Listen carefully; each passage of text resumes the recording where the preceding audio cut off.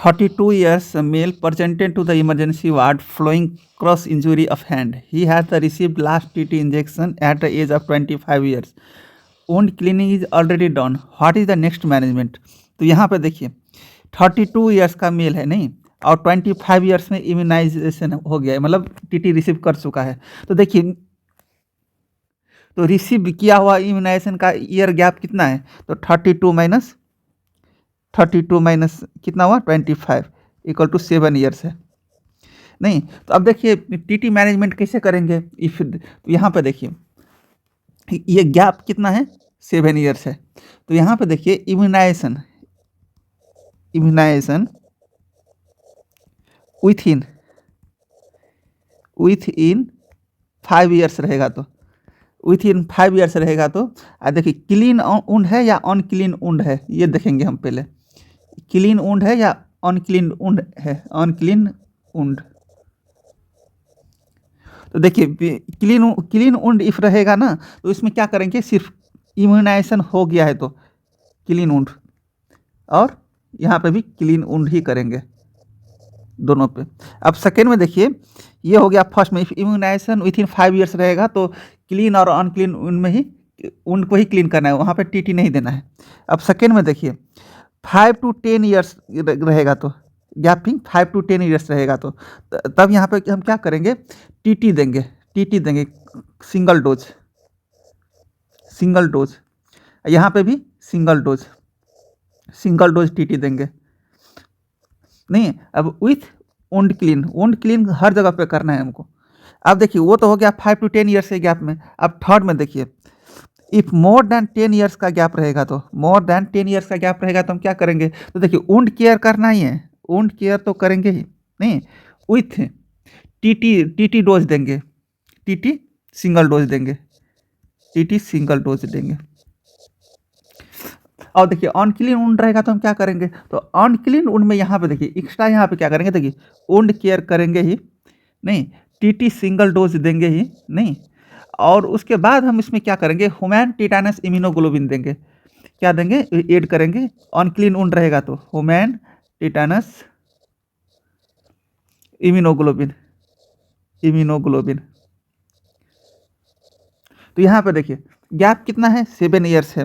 यहाँ पे देखिए 7 ईयर्स कहाँ पे इंक्लूड यार, बी नंबर में 5 to 10 ईयर्स में। तो 5 ईयर में क्या है, टीटी सिंगल डोज देंगे और वुंड केयर करेंगे। तो यहाँ पे देखिए वुंड क्लीनिंग ऑलरेडी किया है, तो टीटी क्या देंगे, टीटी सिंगल डोज देंगे। आंसर क्या हुआ, A. Anthrax is which category of the bioterrorism. तो देखिए बायोटेररिज्म का कैटेगरी होता है, ए कैटेगरी होता है, बी कैटेगरी होता है और सी कैटेगरी होता है। तो देखिए मोस्ट डेंजरस कैटेगरी कौन सा होता है, टाइप ए। कौन सा, मोस्ट डेंजरस कैटेगरी हो गया। और ये क्या होता है, एंड इजी स्प्रेड होता है, इजी स्प्रेड। और देखिए सेकेंड ग्रुप का कैटेगरी का जो होता है वो क्या होता है, लेस डेंजरस होता है सेकेंड कैटेगरी का, एंड लेस इजी स्प्रेड होता है, मतलब इतना फर्स्ट जैसा स्प्रेड एकदम फास्ट नहीं होता है, तो लेस इजी स्प्रेड। तो देखिए टाइप वन कैटेगरी में मोस्ट डेंजरस, और मोस्ट डेंजरस हो गया मोस्ट कॉमन। तो देखिए मोस्ट कॉमन बायोटेररिज्म एजेंट कौन सा होता है, एंथ्रैक्स। तो ये कौन से कैटेगरी में इंक्लूडिंग होता है, ए कैटेगरी में। और देखिए मोस्ट डेंजरस बायोटेररिज्म कौन सा डिजीज होता है, स्मॉल पॉक्स मोस्ट डेंजरस होता है, और वो भी कैटेगरी ए में ही इंक्लूडेड होता है। तो कैटेगरी बी और कैटेगरी सी में कौन सा इंक्लूडेड होता है, तो देखिए कैटेगरी सी में कौन सा इंक्लूडेड होता है, हंटा वायरस और निफा वायरस। हंटा वायरस और निफा वायरस, और नहीं एंड हंटा वायरस और निफा वायरस। और कैटेगरी सी में कौन सा वायरस इंक्लूडेड रहता है, तो यहाँ पे देखिए इंडेमिक टाइफस हो गया, और कौन सा, क्यू फीवर। ये सब है सेकेंड का एग्जाम्पल, सब सेकेंड टाइप बी कैटेगरी का। In a patient is on oral contraceptive the risk of the which cancer decrease. तो देखिए ओरल कॉन्ट्रासेप्टिव पिल के बारे में जान। देखिए ओरल कॉन्ट्रासेप्टिव पिल जो है तो कैंसर करवाने का चांसेस हाई भी होता है लो भी होता है। तो increase risk of cancer, increase risk of cancer. देखिए और oral contraceptive decrease risk of cancer, decrease risk of cancer. Decrease risk of cancer कौन सा करवाता है? तो इकोसिस्टम याद रखिए, इकोसिस्टम। ई से क्या हो गया? Endometrial cancer, endometrial cancer. C से क्या हो गया? Colorectal cancer, colorectal cancer. और ओ से क्या हो गया? Ovarian cancer, ovarian cancer. ये सब ओरल कॉन्ट्रासेप्टिव पिल जो है ये सब डिक्रीज रिस्क है नहीं। और इंक्रीज रिस्क ऑफ कैंसर कौन सा हो गया? तो increase risk of BC, B से क्या हो गया? Breast cancer. और सी से क्या हो गया? Cervix cancer. Oral contraceptive pill जो खाएगा तो उसको 2 कैंसर होने का चांसेस ज़्यादा रहेगा। कौन कौन सा? ब्रेस्ट कैंसर और सर्विक्स कैंसर। और ओरल कॉन्ट्रासेप्टिव पिल ये 3 ठो कैंसर का रिस्क कम करता है। तो यहाँ पे आंसर कौन सा हुआ? तो यहाँ पे आंसर कौन सा हुआ? A, endometrial cancer. Known case of the HIV with CD4 count less than 50 he is the risk of which infection. तो यहाँ पे देखिए ये हो गया CD4 काउंट, CD4 काउंट। और देखिए CD4 काउंट नॉर्मली कितना होता है? 1000 होता है। तो यहाँ पे देखिए कौन से डिजीज में कितने CD4 काउंट रहता है? तो देखिए CD4 काउंट इफ, तो देखिए टीबी में CD4 काउंट कितना रहता है? टीबी में CD4 काउंट लेस दैन 500 रहता है। वहीं पे लेस दैन 200 CD काउंट कौन से डिजीज में रहता है? तो लेस दैन न्यूमोसिस्टिस जिरोबेसाई में, न्यूमोसिस्टिस जिरोबेसाई में CD4 कितना रहता है? Less then 200। और देखिए न्यूमोसिस्टिस जिरोबेसाई का प्रोफोलाइटिक ड्रग और ड्रग ऑफ चॉइस दोनों सेम ही होता है। कौन सा होता है? कोट्रीमोक्साजोल, कोट्रीमोक्साजोल। और देखिए if less than 100 CD4 count कौन से डिजीज में रहता है? टोक्सोप्लाज्मोसिस में, टोक्सोप्लाज्मोसिस में। और लेस देन 50 CD4 काउंट कौन से डिजीज में रहता है? साइटोमेगालोवायरस रेटिनाइटिस में, रेटिनाइटिस में। और देखिए साइटोमेगालोवायरस रेटिनाइटिस का क्लिनिकल फीचर क्या है? साइटोमेगालोवायरस का रेटिनाइटिस का क्लिनिकल फीचर होता है ब्लाइंड, एक होता है ब्लाइंड। ब्लाइंड क्यों होता है? Due to the pizza pie retinopathy. तो पिज्जा पाई रेटिनोपैथी किस में दिखाई देता है? साइटोमेगालोवायरस रेटिनाइटिस में। और सेकेंड क्या हो गया? Second clinical feature Mycobacterium avium intracellular.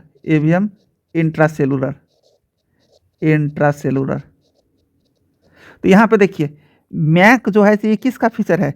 Cytomegalovirus retinitis का। और साइटोमेगालो रेटिनाइटिस में CD4 काउंट कितना दिखा रहता है? Less than 50। तो आंसर कौन सा हुआ? C. According to the step approach which of the following is the not included. तो देखिए स्टेप में कौन सा चीज़ इंक्लूडेड नहीं होता है? तो स्टेप अप्रोच जो करता है तो इसमें क्या क्या इंक्लूडेड है? देखिए एक होता है behaviour and psychological factor. Second कौन सा होता है? Physical factor. और फिजिकल फैक्टर में हम क्या क्या देखेंगे? अपने बॉडी में ही देखिए फिजिकल में BMI देखेंगे। सेकेंड में क्या देखेंगे? ब्लड प्रेशर देखेंगे। उसके बाद एज देखेंगे। ये सब फिजिकल फैक्टर हुआ। उसके बाद आया लैबोरेटरी फैक्टर में क्या क्या देखेंगे? तो लैबोरेटरी फैक्टर में LRT, यल मीन्स क्या हो गया? लिपिड प्रोफाइल देखेंगे, लिपिड प्रोफाइल। R मीन्स क्या देखेंगे? Blood sugar. और T मीन्स क्या देखेंगे? Thyroid test, thyroid profile. तो यहाँ पे देखिए कौन कौन सा इंक्लूडिंग होगा? ये लिपिड प्रोफाइल इंक्लूडेड हो गया नहीं, उसके बाद ब्लड शुगर भी इंक्लूडेड हो गया, ब्लड प्रेशर भी इंक्लूडेड हुआ। कौन सा इंक्लूडेड नहीं है? ब्लड ग्रुप इंक्लूडेड नहीं है। तो आंसर कौन सा होगा? B. Which system is involve in this condition. तो यहाँ पे देखिए वो जो डिजीज दिखाई दे रहा है वो क्या चीज़ का डिजीज है? लिम्फैटिक फिलेरासिस, फिलेरासिस। तो इसमें कौन सा सिस्टम इन्वॉल्व रहेगा, नाम ही से है देखिए लिम्फेटिक, तो लिम्फेटिक, तो यहाँ में कौन सा सिस्टम इन्वॉल्व रहेगा, सी।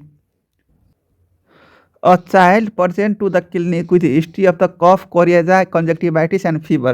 On examination, rash is seen which arises behind the ear and spreading all over the chest, back and abdomen. What is the diagnosis?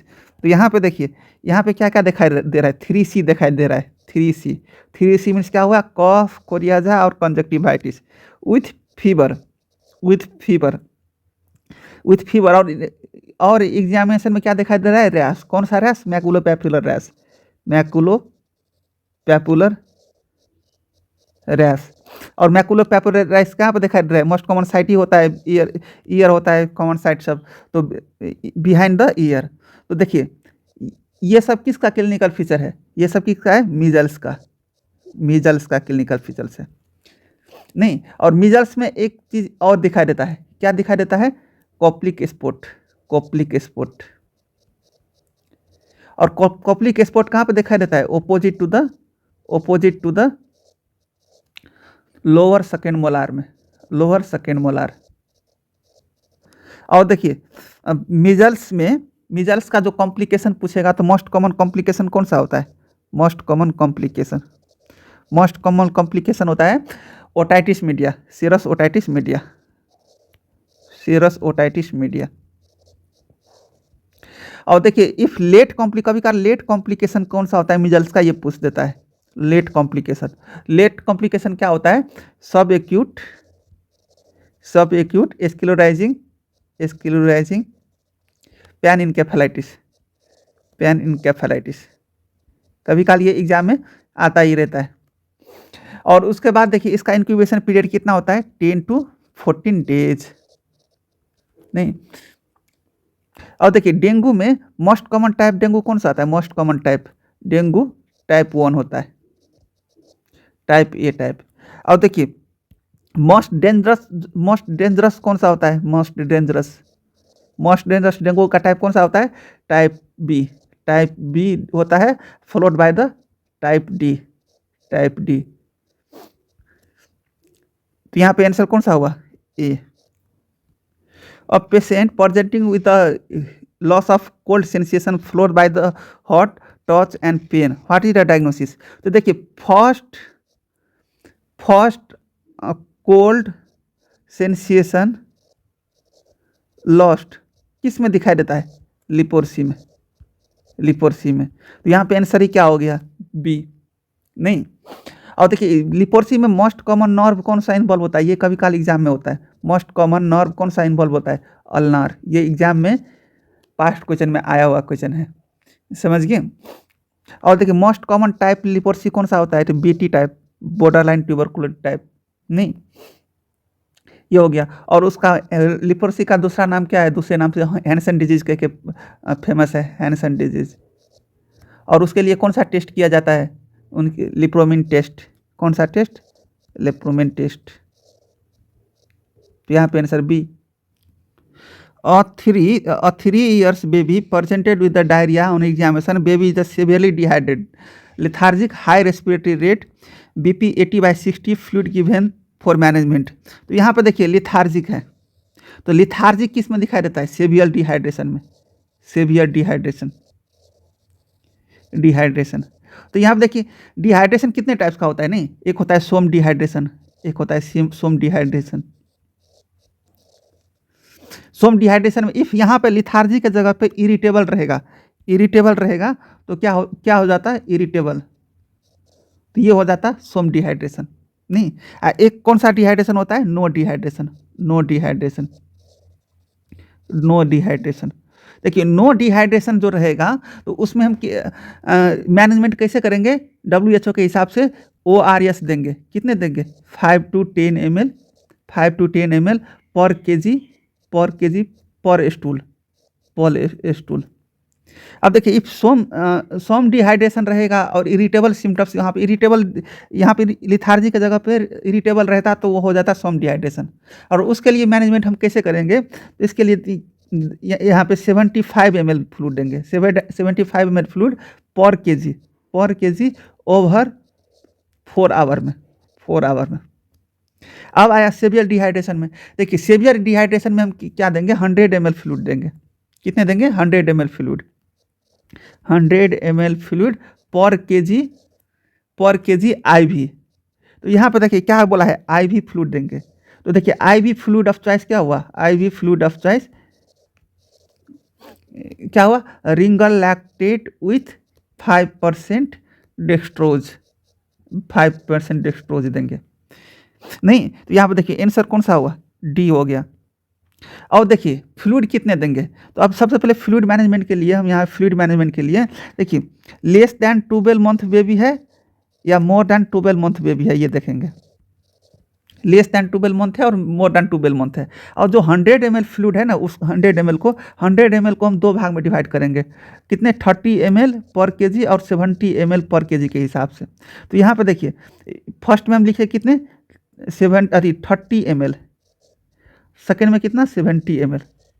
तो यहाँ देखिए 30 ml जो फ्लूइड है वो हम if less than 12 month baby रहेगा तो फर्स्ट आवर में देंगे, नहीं, और बाकी 70 ml जो फ्लूइड रहेगा वो ओवर 5 आवर में देंगे। इफ़ देखिए यहीं पे मोर दैन 12 आवर का जो बेबी रहेगा तो 30 ml जो फ्लूइड है हम ये 30 मिनट में देंगे, ठक के आधा। और देखिए वहीं पे फर्स्ट 30 आवर में फर्स्ट 30 मिनट में 30 ml देंगे। यहाँ पे भी फर्स्ट 1 आवर में 30 ml दिए थे।